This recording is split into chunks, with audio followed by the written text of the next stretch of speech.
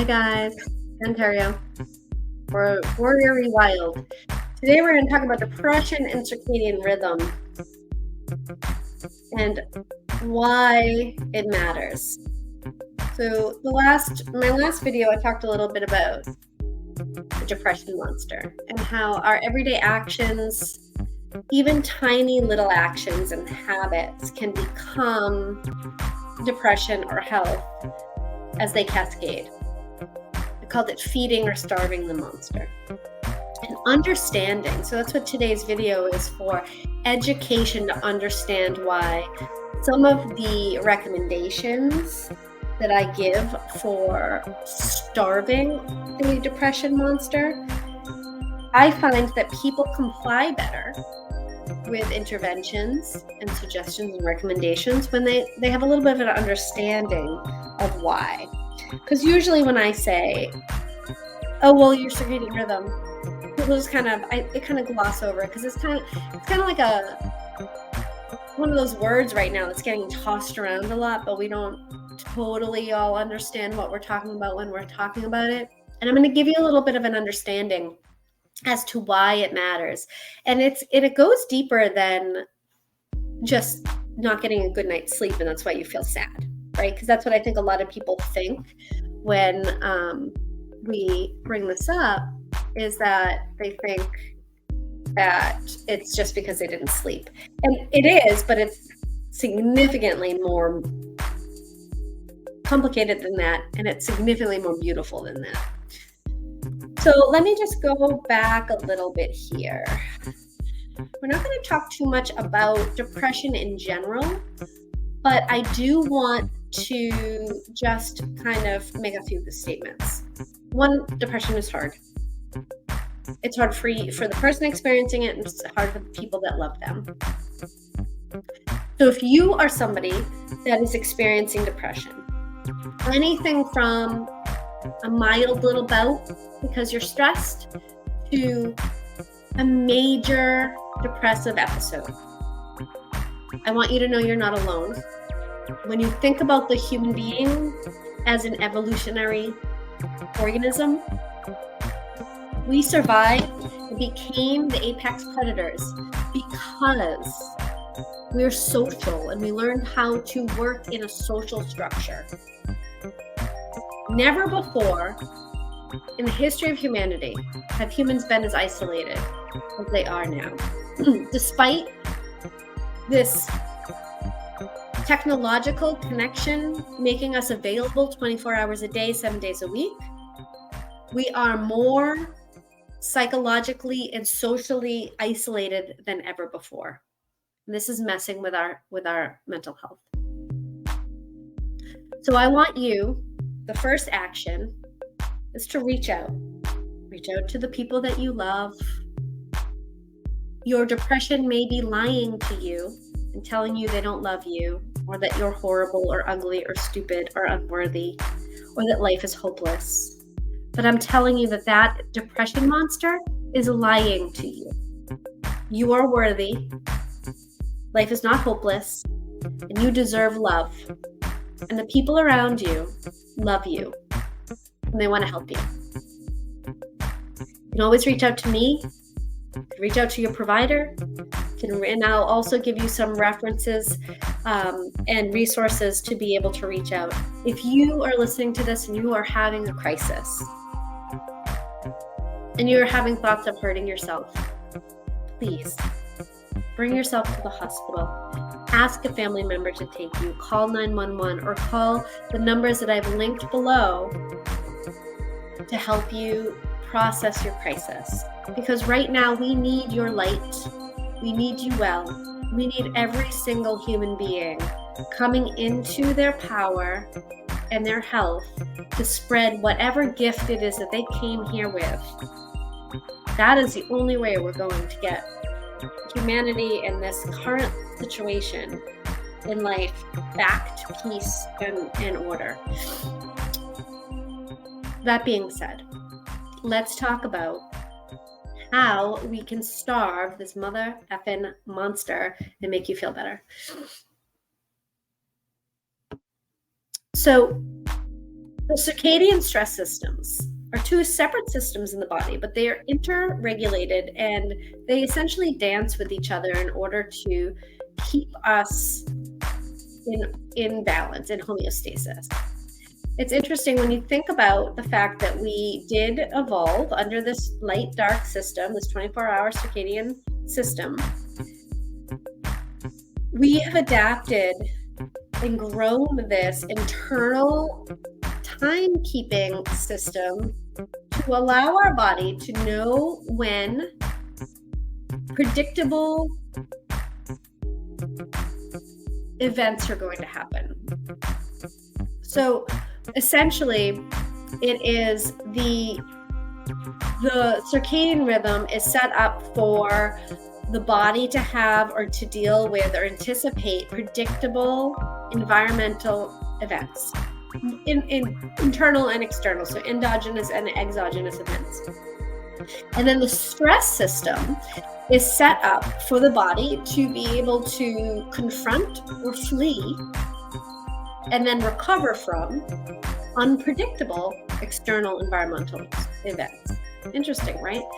So where the circadian system is essentially there's Zybergers, there's a variety of them. Those are the timekeepers. So we have the suprachiasmatic nucleus that is in our hypothalamus. And there is a communication from a variety of stimulus, but one of the biggest ones being a light stimulus. And that is in the morning, when you wake up. You've heard me over and over say, when you wake up, you need to go outside. Go outside for a couple minutes, go have your coffee out there. Well, actually, maybe wait for your coffee and have it a little later, but get outside initially. Get outside right away before you look at your computer, your device, your phone.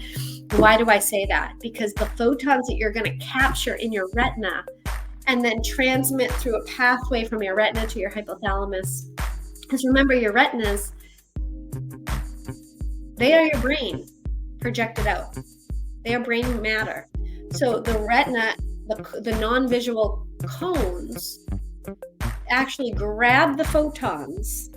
They're able to see, is it where it is on the spectrum? Is it red? Is it infrared? Is it blue? Is it ultraviolet? Like, and it pulls that information in and it goes to the suprachiasmatic nucleus, and the suprachiasmatic nucleus then orchestrates this cascade of a 24-hour light dark system. Beautiful, right? And then the stress system, which, just for a quick recap here, is if initially you think about like the sympathetic nervous system, right? So that give and flow, the sympathetic and parasympathetic nervous system is our first response to unpredictable external environmental events or stressors. And then also the hypothalamus, pituitary adrenal axis, or HPA axis. And those are anticipating and dealing with and recovering from stressful environmental events. And they're highly interconnected. An example of this is like the body goes out, you go outside, you get light in your eyes and in the morning, and this helps that cyclic stress response of the cortisol coming up, the melatonin falling, and that allows you to be vigilant and aware and ready to go be a successful, surviving human. Remember, we are wired for survival. So understanding these two systems is of clinical importance, because if either the stress response or the circadian response gets regulated, then the development of mood disorders increases significantly. So dysregulation of your stress or circadian is going to increase the chances that your monster is going to get fed instead of starved. And it goes deeper than the not sleeping, but it changes your body temperature, the neurotransmission of your monoamines, which is your serotonin, dopamine, and norepinephrine. It affects your hormone levels, your leptin, your insulin, your thyroid. All of that gets disrupted by stress and circadian imbalance. It also affects the epigenetic response or activation of your genes, which can also lead to mood disorders. And it's not just depression. Breakdowns in the stress and the circadian rhythm can obviously in almost all chronic diseases, but if we're staying on the topic of mental disorders, mood disorders, other mood disorders such as bipolar disease, seasonal affective disease, and other both uni and bipolar depression syndromes are all impaired because the monoimmune transmission is strongly linked to both the stress system and the serotonin system. In fact, the serotonin system is connected with the circadian system, and it actually regulates a lot of circadian function, and vice versa. People don't always think about this. We tend to think of things like serotonin being separate from melatonin, from tryptophan, from norepi, from whatever. But there's actually the pathway is tryptophan, serotonin, melatonin. So it's essentially the same molecule that gets cleaved and changed throughout the day and throughout the body. And environmental factors play a major role in whether or not that tryptophan gets changed into both serotonin and melatonin. So understanding this can have profound consequences in both your mood, your mental health, and your physical health.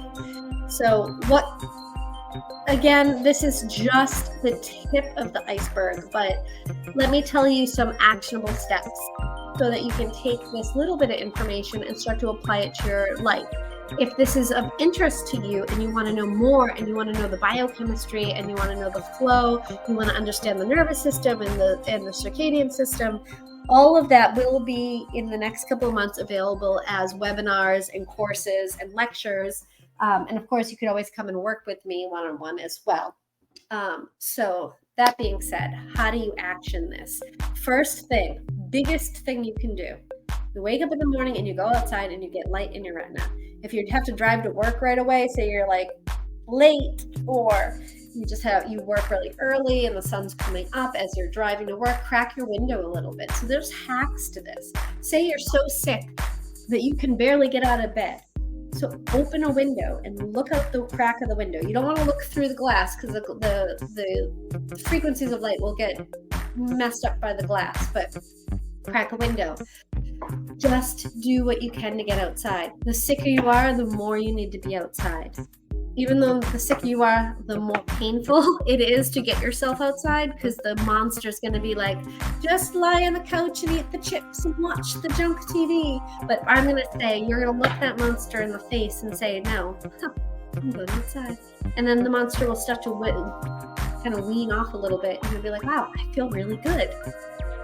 Maybe you really want to push it. You really want to up it, and you want to take your shoes off and put your feet in. That's a whole other video about the benefits of putting our feet on the earth. But there are physiological and mental and psychological effects of placing your feet and your hands and your body on the earth.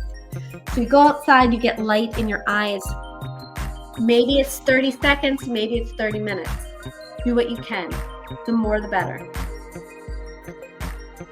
As you move through your day, try to go outside a few times. Or when you're driving, crack your window. Just think about, you want as much exposure to the sun, even if it's raining and it's overcast, you want as much exposure to the outside light as possible. Multiple times throughout the day. We live in a world that has demonized the sun, although we have evolved underneath it. This is not an excuse to go on vacation and get burned. There is a U-shaped benefit from the sun. And there are ways to hack it and make it so that you are able to get the most of its medicine. But for now, just think, I need to get exposure to the sun a couple times a day. First thing in the morning, you want to pay attention to when the sun rises. You want to pay attention to when the sun sets. If you want to bring it up that next level, just like the bare feet in the morning, I can give in my LinkedIn, my link tree. You can find a couple of suggestions for red light glasses. I have a lower, cheaper ones and more expensive ones. I love all of them that I suggest. I own all of them that I suggest. And I have tested the ones that I suggest, and they do work. Don't just buy them off of Amazon. There's so many junk brands out there. But as soon as in the morning, if you're up before the sun rises, and at night after the sun sets, you should have and you're looking on the screen, you should have those glasses on. A fire at night, because remember, we evolved under 3 lights: the sun, the moon, and fire. So it's really beneficial to experience fire at night. So whether it's a fire in your fireplace or fire in your fire pit, that's very healing and good for you. And also there is companies that have more balanced light bulbs, which is also a topic of another conversation. But and that's also in my thing, if you're interested in switching out your light bulbs so you have full spectrum with all of the colors, or red at night. All right, guys. So, and really having good sleep hygiene. It's really, really, really important to get a good night's sleep. So staying off your devices for at least an hour before you go to bed, not eating food for a few hours before you go to bed, having a good solid intake of magnesium from diet and supplementation is going to make a big difference for sleep. And just making sure that you get to bed on time and that you have enough time to sleep and that you then wake up in the morning. Quiet, cold. Think about creating like a cave in your bedroom. And if you think there's any chance that you have sleep apnea, it's very, very important to get tested for that. All right, guys, I think that's enough for today. Keep an eye out for more information on the importance of circadian rhythms and mental health. And I appreciate that you listened to my program. Have a good day. Bye.